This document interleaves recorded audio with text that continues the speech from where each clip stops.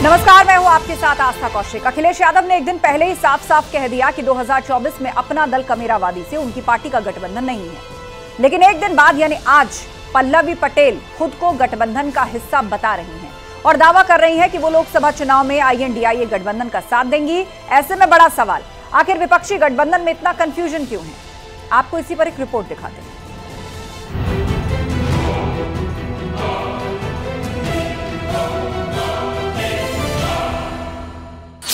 अखिलेश यादव पल्लवी पटेल से दोस्ती पर पूर्ण विराम लगा चुके हैं। अपना दल कमेरावादी से गठबंधन तोड़ चुके हैं, लेकिन पल्लवी पटेल का गठबंधन से मोह नहीं टूट रहा है। चुनाव से पहले अपने सियासी अस्तित्व को बचाने के लिए पल्लवी पटेल अब भी अखिलेश यादव की तरफ टकटकी लगाए बैठी हैं। 3 सीटों के साथ गठबंधन में बने रहने का दावा कर रही हैं। मैं जिस अलायंस में हूं, मैंने अपनी जो 3 सीटों की घोषणा राष्ट्रीय अध्यक्ष जी ने की है, वो समाजवादी पार्टी और इंडियन नेशनल कांग्रेस, जो इंडिया अलायंस के बड़े घटक दल हैं उत्तर प्रदेश में, उनसे डिस्कशन के बाद की है। अगर हम अपने आप को ओवर रेट करते तो उत्तर प्रदेश में अपना दल का जनाधार मात्र 3 सीटों तक नहीं है, हम उससे ऊपर भी कर सकते थे, लेकिन हमने गठबंधन धर्म का पालन किया है। 22 का गठबंधन था, अब 24 में नहीं है। अभी आपको क्या लगता है? जो आपको लगता है वो न्यूज़ चलाइए। ये मैंने आपसे कहा ना कि हमारे साथ असली लोक दल है। अब अखिलेश यादव ने साफ कर दिया है कि वो अपना दल कमेरावादी को इंडिया गठबंधन का हिस्सा नहीं मानते, लेकिन पल्लवी पटेल अब भी खुद को गठबंधन का हिस्सा बता रही हैं, क्योंकि उनके पास दूसरा कोई रास्ता नहीं बचा। ठीक है, ये बात तो पहले भी हमने कहा है कि हमारे गठबंधन के बड़े भाई समाजवादी पार्टी रहे हैं और इंडिया कांग्रेस, जिन्होंने हमको इसमें शामिल किया। अभी भी हम निर्णय उन पे छोड़ते हैं, वो डिसाइड करें कि वो कृष्णा पटेल जी अपना दल के साथ क्या करना चाहते हैं। अरे बातचीत के रास्ते क्यों नहीं खुले हैं? आप सबके साथ खुले हैं, उनके साथ भी खुले हैं। जब बुलाएंगे हम बातचीत के लिए हाजिर हैं। ऐसे में बड़ा सवाल है, आखिर पल्लवी पटेल इतनी कंफ्यूज क्यों है? क्या सीटों की डिमांड उन्हीं पर भारी पड़ गया या फिर सियासी वजूद खत्म होने का डर है? ऐसे में आखिरी उम्मीद BSP से गठबंधन की होगी। ये सवाल पल्लवी पटेल के तोलमोल जवाब के बाद उठने लगे हैं, जिस पर अब सियासत भी खूब हो रही है। समाजवादी पार्टी मुखिया श्री अखिलेश यादव जी गच्चा देने में बहुत माहिर है। लगातार अपने सहयोगी दलों को ये गच्चा देते आए। इनका पुराना इतिहास रहा है। ये अपने श्री पिताजी को भी इन्होंने गच्चा दिया, अपने चाचा को भी गच्चा दिया, ये कांग्रेस को भी गच्चा दिए, ये बसपा को भी गच्चा दिए, RLD को भी गच्चा दिए। अब इनके एक सहयोगी ये इनको भी गच्चा दे दिया। तो आखिर ये अविश्वास की भाव इनके अंदर क्यों पैदा हो रहा है? देखिए, समाजवादी पार्टी ने हमेशा छोटे दलों को सम्मान दिया, उनको आगे बढ़ाने का काम किया। जयंत चौधरी जी हों, प्रकाश राजभर हो, संजय निषाद हो, अपना दल कमेरावादी हो, जब भी इनको आगे बढ़ाया समाजवादी पार्टी को धोखा मिला है। समाजवादी पार्टी अपने संगठन हमारा मजबूत है, पूरे प्रदेश में है, देश में, और हम उसको और मजबूत करके पूरे देश में समाजवादी पार्टी चुनाव लड़ेगी। छोटे दलों को आगे बढ़ाने में समाजवादी पार्टी को नुकसान हुआ और ये छोटे दलों की अपनी मजबूरी हो सकती है। लेकिन सबसे बड़ी बात ये कि क्या पल्लवी की जिद के सामने अखिलेश यादव अपने तेवर नरम करेंगे या फिर वो अपने उस बयान पर अडिग रहेंगे जिसमें उन्होंने कहा था अपना दल कमेरावादी से गठबंधन सिर्फ विधानसभा चुनाव 2022 के लिए था, 2024 में पल्लवी पटेल से लेना देना नहीं। अब इसका जवाब सपा और अपना दल कमेरावादी को ही देना है। Bureau report, news 18।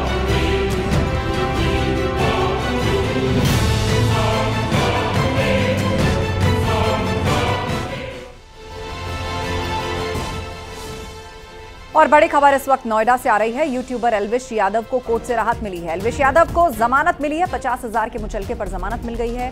Rape party case में जेल हुई थी एल्विश यादव को, और अब बड़ी खबर आ रही है कि एल्विश यादव को जमानत मिल गई है। 50,000 के मुचलके पर जमानत मिली है एल्विश यादव को। 17 मार्च से जेल में बंद था एल्विश यादव। हिमांशु हमारे साथ फोन लाइन पर जुड़ गए हैं। जी हिमांशु, कोर्ट में क्या कुछ हुआ, विस्तार से बताइए। बिल्कुल आस्था, देखिए आपको बता दें कि एल्विश को बेल मिल गई है, लेकिन अभी मुश्किलें कम नहीं हुई हैं, क्योंकि 50-50 हजार के 2 बेल बॉन्ड है। बेल बॉन्ड भरने होंगे, उनका डॉक्यूमेंटेशन होगा, उसके बाद परवाना जेल पहुंचेगा, इस दौरान वेरिफिकेशन किया जाएगा। तो ऐसा माना जा रहा है कि अभी मुश्किलें कम नहीं हुई, लेकिन बेल जरूर मिल गई है एल्विश यादव को। और आपको बता दें कि इस दौरान कोर्ट में जिरह भी हुई, एल्विश के वकीलों ने भी अपना पक्ष साथ ही जो पुलिस का पक्ष था वो भी रखा गया। लेकिन इस दौरान सुनवाई में जो ग्राउंड्स हैं वो बताए जा रहे हैं कि एल्विश को बेल इस ग्राउंड पे दी गई है क्योंकि जो तमाम धाराएं इसमें लगाई गई हैं उनकी सजा 7 साल से कम है, लिहाजा उसे बेल दी जाती है। लेकिन बेल मिल गई है। अब ये देखना होगा कि क्या एल्विश आज शाम तक जेल से बाहर आ जाते। तमाम डॉक्यूमेंटेशन, जो पुलिस का वेरिफिकेशन और तमाम चीजें होनी है वो प्रॉपर होती हैं, लिहाजा जब परवाना जेल पहुंचेगा उसके बाद ही एल्विश जेल से बाहर आएंगे। लेकिन अभी मुश्किलें कम नहीं हुई हैं, जरूर बेल मिल गई, लेकिन ये देखना होगा कि आज जेल से बाहर आते हैं या होली वहीं मनेगी। जी बिल्कुल, तो एल्विश यादव को बेल मिल गई है, 50,000 के निजी मुचलके पर बेल मिली है। जानकारी के लिए शुक्रिया आपका हिमेश।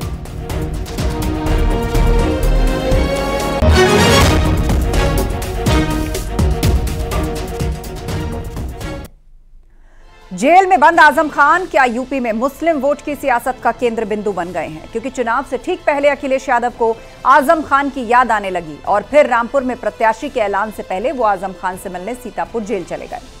वहीं दूसरी तरफ बीजेपी भी 19% वोट बैंक को साधने के लिए अब नया समीकरण तैयार कर रही है। आपको रिपोर्ट दिखाते हैं।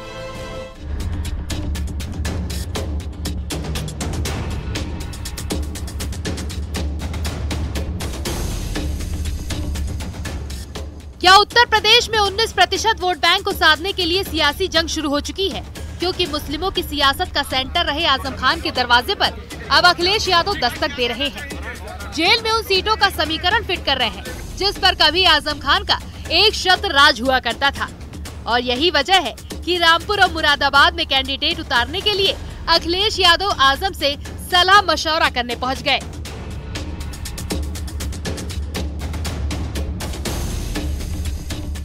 अदालतों ने आजम खान को भले ही कई मामलों में दोषी करार दे दिया हो, लेकिन जनता की अदालत में जाने के लिए अब भी समाजवादी पार्टी को आजम खान की दरकार है।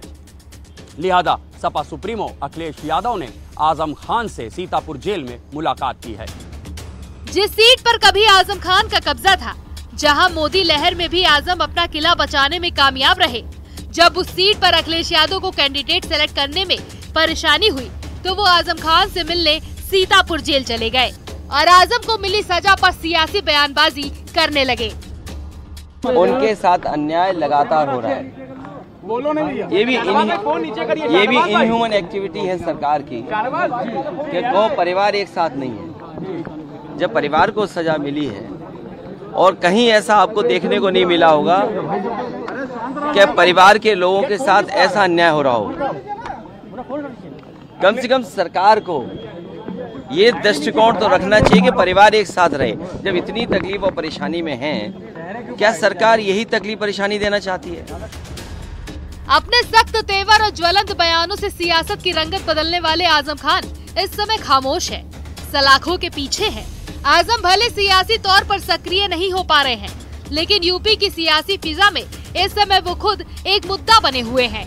खासकर उनके फिर जेल जाने के बाद मुस्लिम वोट के सियासत की धुरी उनके आसपास घूम रही है। क्योंकि यूपी में लोकसभा की मुस्लिम सीटों की बात करें तो 40 से 50% मुस्लिम आबादी वाली 6 सीटें हैं, 30 से 40% मुस्लिम आबादी वाली 12 सीटें हैं, 20 से 30% मुस्लिम आबादी वाली 18 सीटें हैं और 80 से 36 सीटों पर 20% से ज्यादा मुस्लिम वोटर हैं। यानी एक तरफ आजम खान के सहारे अखिलेश यादव दर्द में दवा तलाशने की कोशिश कर रहे हैं, तो दूसरी तरफ बीजेपी अल्पसंख्यकों को साधने के लिए अब नई रणनीति तैयार कर चुकी है। बीजेपी ने बूथ स्तर पर बनी कमेटी में अल्पसंख्यक समाज के लाभार्थी वर्ग को तैनात किया है। यूपी में लगभग 1,65,000 अल्पसंख्यक वर्ग से नेताओं को बूथ कमेटी में जगह दी गई है।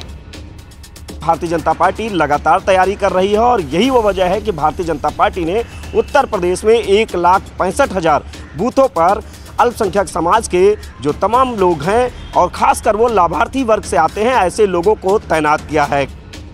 यानी उत्तर प्रदेश में मिशन 80 के लिए जहां बीजेपी अल्पसंख्यक समाज के लाभार्थी वर्ग को संदेश देने की कोशिश कर रही है, तो अखिलेश यादव मुस्लिम वोट बैंक के लिए आजम खान को ट्रम्प कार्ड की तरह पेश करने की कोशिश में है, ताकि 19% वोट बैंक पर पकड़ बनाई जा सके। Bureau report, news 18।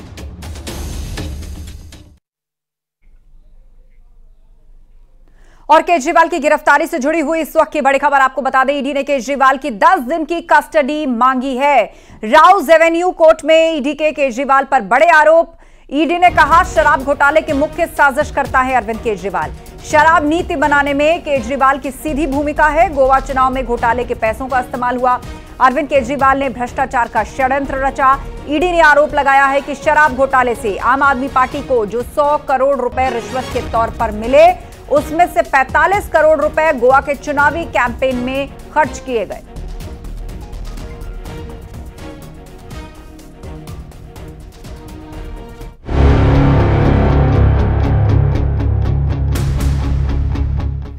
नवंबर 2021 अरविंद केजरीवाल के लिए यही वो मनहूस तारीख थी जो उनके जेल जाने का कारण बनी, क्योंकि इसी तारीख को दिल्ली में नई शराब नीति लागू की गई थी।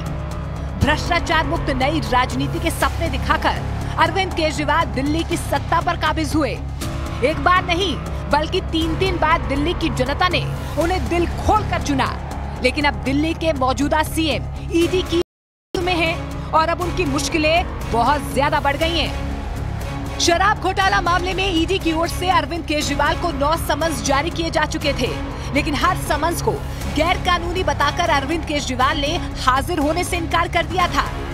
आखिरकार कल शाम ईडी की टीम भारी सुरक्षा बल के साथ सीएम आवास पहुंची, जिसके बाद ही ये माना जाने लगा था कि अब ईडी अरविंद केजरीवाल को अपने साथ लेकर ही जाएगी।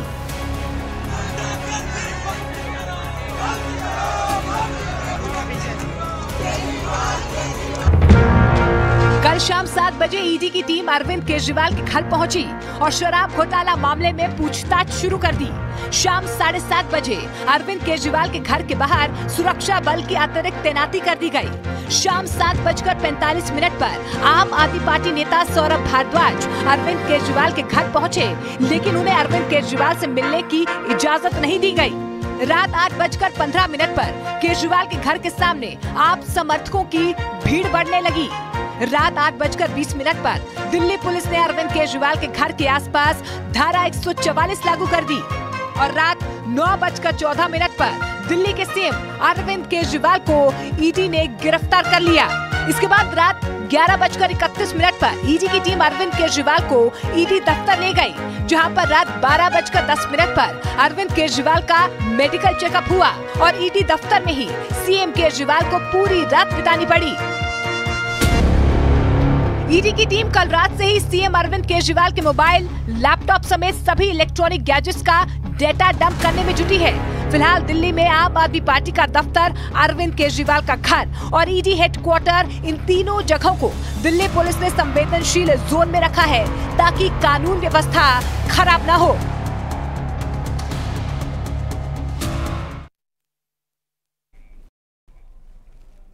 तो वही अरविंद केजरीवाल की गिरफ्तारी पर अब सियासत भी खूब हो रही है। आपको आम आदमी पार्टी का आरोप और बीजेपी का पलटवार सुनाते हैं इस पूरे घटनाक्रम पर। में पहली बार है कि चुनाव शुरू होने के बाद, चुनावी प्रक्रिया शुरू होने के बाद, चुनाव की घोषणा होने के बाद एक राष्ट्रीय पार्टी के राष्ट्रीय अध्यक्ष को गिरफ्तार कर लिया जाता है। ये लोकतंत्र पर हमला है, ये देश के लोगों के अधिकारों पर हमला है। आम आदमी पार्टी इस तानाशाही के खिलाफ लड़ती आई है और लड़ती रहेगी। मंत्री श्री अरविंद केजरीवाल की गिरफ्तारी ने भारत की राजनीति में कई गहरे प्रश्न खड़े कर दिए हैं। वे देश के इतिहास के पहले मुख्यमंत्री बने जिन्होंने गिरफ्तार होते समय भी सत्ता छोड़ना उचित नहीं समझा, अर्थात वो इस विषय में श्री लालू प्रसाद यादव के आगे निकल गए। दूसरा गंभीर प्रश्न यह खड़ा होता है कि वो पार्टी है जो कहती थी कि हम देश में एक नई राजनीति लाएंगे ईमानदारी की, और स्वघोषित कट्टर ईमानदार का असली किरदार यह है कि न्यायालय के द्वारा याचिका खारिज होने के बाद भी हम सत्ता नहीं छोड़ेंगे।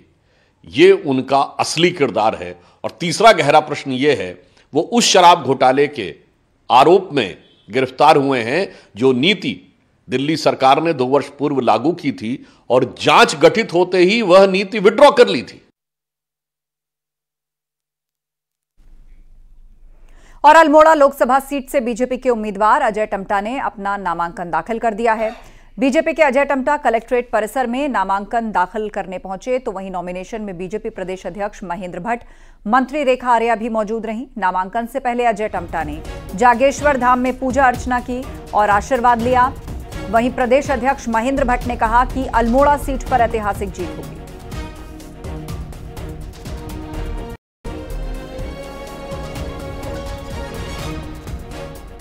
तो अल्मोड़ा में अजय टम्टा ने अपना नॉमिनेशन फाइल कर दिया है।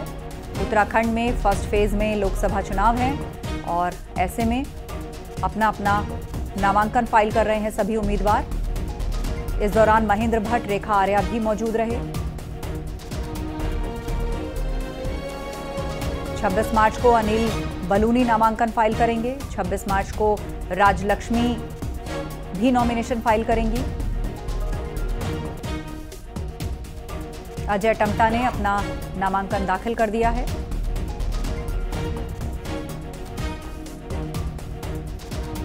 ज़्यादा उत्साह है। मैं आज सुबह जागेश्वर धाम के दर्शन करके आया, फिर चितई गुरु देवता के दर्शन करना है। तो बीच में मुझे बहुत सारे गाड़ियों में कार्यकर्ता मिले, बहुत उत्साह भरे हैं।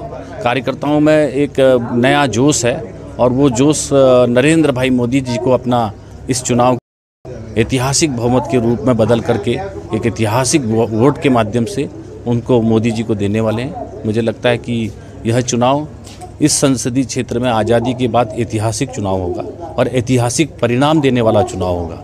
आम जनमानस जो अल्मोड़ा, पिथौरागढ़, बागेश्वर, चंपावत, चारों जिलों की 14 विधानसभाओं की और बॉर्डर की, क्योंकि पहली बार कोई प्रधानमंत्री जोलिंगकोंग में, पार्वती कुंड में, कैलाश में और गुंजी में गए, तो आज वहाँ तक के जो डेवलपमेंट की स्कीम्स बनाई हैं, तो आज बॉर्डर से लेकर के शहरों तक के लोग, आज हमारी सारी रोडें डेवलप हुई हैं। मेडिकल कॉलेज अल्मोड़ा प्रारंभ हुआ, पिथौरागढ़ मेडिकल कॉलेज प्रारंभ होने वाला है, रेल नेटवर्क हमारा बढ़ रहा है। इसलिए जितनी चीज़ें, और आम जनमानस को जिसको छत चाहिए थी उसको छत दिया, जिसको शौचालय दिया है, खाना अनाज दिया है, वैक्सीन दिए हैं, ऐसे घर पे आगे नल दिया है। जो एक आम ज़रूरतमंद की आवश्यकता होती है, उस सभी ज़रूरतों को वंचित समाज के जो नहीं कर सकते थे उनको दिया है। इसलिए सब अपना प्यार अपने मुखिया को, जो हमारे परिवार के मुखिया हैं, हम उनके परिवार के अंग हैं, उनको ऐतिहासिक बहुमत देकर के इतिहास बना रहे हैं। आज हमने नामांकन किया है। आज के बाद सब लोग एक, आज हमारे लोकसभा के प्रत्याशी पूर्व सांसद अजय टम्टा जी का नामांकन हुआ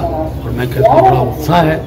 हमारे सभी विधायक के द्वारा सेट यहाँ पर भरे गए उनका अनुमोदन प्रस्ताव के रूप में, और मैं कह सकता हूँ अभी तक के ऐतिहासिक जीत अल्मोड़ा लोकसभा के अंदर रहेगी। अजय जी उत्तराखंड सरकार में मंत्री रहे, केंद्र में भी मंत्री रहे और एक प्रभावशाली नेता के रूप में उनकी अपनी पहचान है, मिलनसार व्यक्तित्व है। और मैं कह सकता हूँ इस बार का चुनाव अभूतपूर्व चुनाव रहने वाला है और भारतीय जनता पार्टी अल्मोड़ा से 5 लोकसभा सीटों को जीतेगी। ठीक।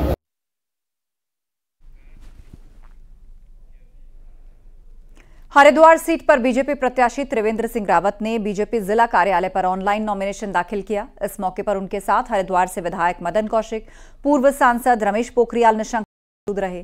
त्रिवेंद्र सिंह रावत ही एकमात्र ऐसे कैंडिडेट हैं जिन्होंने ऑनलाइन नॉमिनेशन किया है।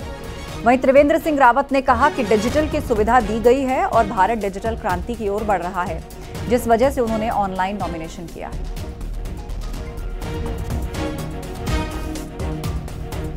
देखिए, एक सुविधा प्रदान की है हमारी सरकार ने और आयोग ने कि हम डिजिटली नॉमिनेशन कर सकते हैं। भारत आज दुनिया का 40% ट्रांजैक्शन आज केवल भारत कर रहा है। माननीय प्रधानमंत्री जी ने डिजिटल इंडिया का आह्वान किया था। हम टेक्निकली कितने साउंड हो रहे हैं और अभी और साउंड हम हो सकते हैं, इस दृष्टि से हमने सोचा कि हमको डिजिटली नॉमिनेशन करना चाहिए।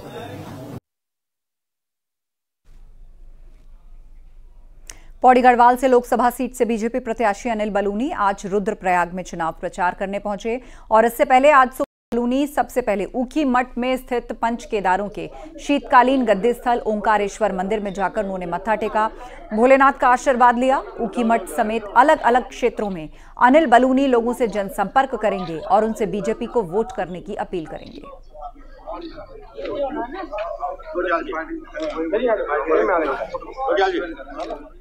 और बीजेपी के ताबड़तोड़ ज्वाइनिंग कार्यक्रमों के बीच कांग्रेस के लिए एक राहत भरी खबर है। एक विधायक को तोड़कर ले जाने के बाद बीजेपी ने फिलहाल सिटिंग विधायकों को लेकर बनाए गए अपने प्लान को होल्ड पर डाल दिया है। इसके पीछे क्या वजह है, ये रिपोर्ट देखिए।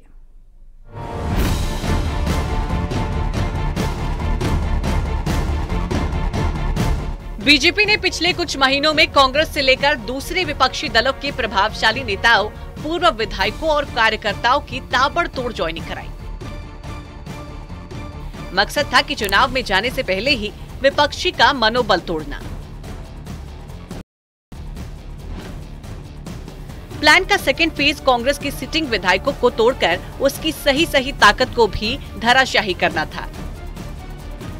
और इसकी शुरुआत कांग्रेस के बद्रीनाथ से विधायक राजेंद्र भंडारी से की गई। इससे विपक्ष को भारी झटका तो लगा, लेकिन पब्लिक के बीच बीजेपी को लेकर मैसेज सही नहीं गया। और सूत्रों की माने तो माहौल भांपते हुए पार्टी रणनीतिकारों ने संगठन को आगाह किया कि इसका नेगेटिव इम्पैक्ट भी जा सकता है। इसमें कई पूर्व विधायक, सिटिंग एमएलएज ऐसे लोगों ने भारतीय जनता पार्टी ज्वाइन की। कांग्रेस पार्टी, आम आदमी पार्टी, उत्तराखंड क्रांति दल सहित 15,000 से अधिक नेताओं ने भारतीय जनता पार्टी की सदस्यता ग्रहण की है। अभी भी बहुत सारे जनप्रतिनिधियों की, नेताओं की एप्लीकेशंस भारतीय जनता पार्टी के पास विचाराधीन है। सूत्रों की माने तो राजेंद्र भंडारी के साथ तय हुआ है कि पार्टी उन्हें उपचुनाव जिताकर उनकी विधायकी उन्हें वापस दिलाएगी। लेकिन दूसरी कई सीटों पर यह फॉर्मूला फिट नहीं बैठ रहा था और संगठन का आकलन था कि इन सीटों पर उपचुनाव में दोबारा चुनाव जीत कर लाना चुनौती बन सकता है। आगे निकाय और पंचायत चुनाव भी है। उपचुनाव में यदि कोई सीट पार्टी हार जाती है तो इससे सरकार की छवि तो खराब होती और विपक्ष को भी बूस्टअप मिल सकता था। देहरादून से न्यूज़ 18 के लिए सुनील नौप्रभात की रिपोर्ट।